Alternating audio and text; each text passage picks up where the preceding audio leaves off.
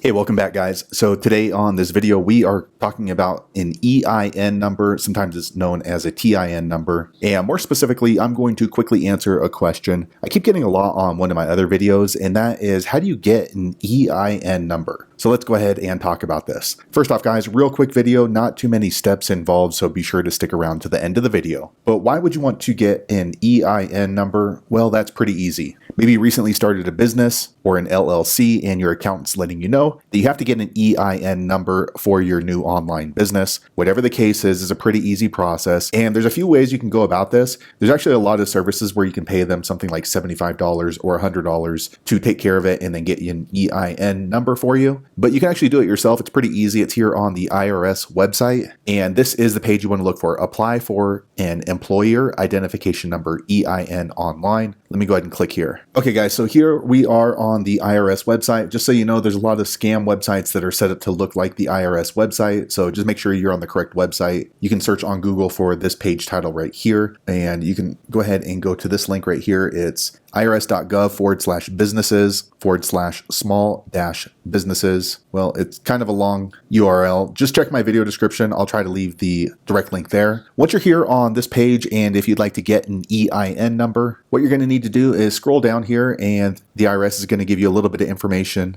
to see if you are eligible for an EIN number. So make sure that you look through this, and if it looks good, go ahead and click on this blue button right here called Apply Online Now. Okay, once you click there, then it's going to bring you to this page, and it gives you a little bit more information about an EIN number or employer identification number. Now, before we go any further, I want to let you know that when you get an EIN number through the IRS website, as long as everything checks out, you're going to get that immediately. And this whole process is only going to take about 10 minutes to go through the different questionnaires. They do let you know you have to take care of this within 15 minutes. So make sure you have all of your information, like your company name, all set and ready to go. And if it looks good, go ahead and click on this blue button here at the bottom called Begin Application. All right, once you click there, it's going to bring it to this page. Now, before we go any further, I want to let you know that if you're thinking about getting an EIN number, make sure that you consult with your attorney or your tax professional or your investment professional to see if it is required, because these are going to be really specific questions to your business that you're setting up. So first, you want to go ahead and choose from these options which one applies to your company. So are you a sole proprietor? Did you set up an LLC or a corporation? Is this for one of the trusts that you set up? Just check whichever one applies to you. So let me go ahead and just choose that one.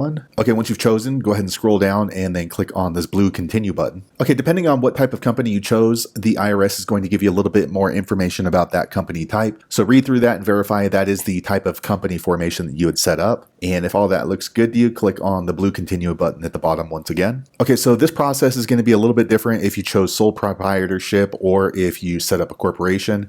However, the questions are going to be similar. So this one, I just chose an LLC. So they're asking how many members are in the LLC, and then also where your LLC is physically located, or your company, or you as your sole proprietor. So I'm going to go ahead and just click 1, and then you want to choose the state and then click on this blue continue button. Okay, once again, these options are going to be a little bit different for you depending on what type of company structure you had set up for. However, once you've chosen that, it's going to give you a little bit more information about your company type. So read through that, and if it looks good to you, click on this blue continue button once again. Okay, so next the IRS is going to ask why you're requesting an EIN number. So are you using it for banking purposes, like if you're setting up a bank account? Did you start a new business? Go ahead and read through this and then just choose whichever one applies to you, and then click on the blue continue button at the bottom. Okay, next they're asking for the information for the folks inside your company, so the members. And again, depending on which application you chose, I chose LLC, but yours might be a little bit different than this. Either way, go ahead and just fill out the parts that are required with the star. Once you've done that, go ahead and choose whichever box applies to you, and then click on the blue continue button here at the bottom. Okay, so here at the bottom, you have to verify if you're part of the company or if you are a third party filling out this EIN application. Once you've done that, go ahead and click on the continue button here on the right. Next, the IRS is asking for the physical address to your company. So that could be your corporation or your LLC or wherever your sole proprietorship is listed. Go ahead and fill this out and then click on this blue continue button here at the bottom.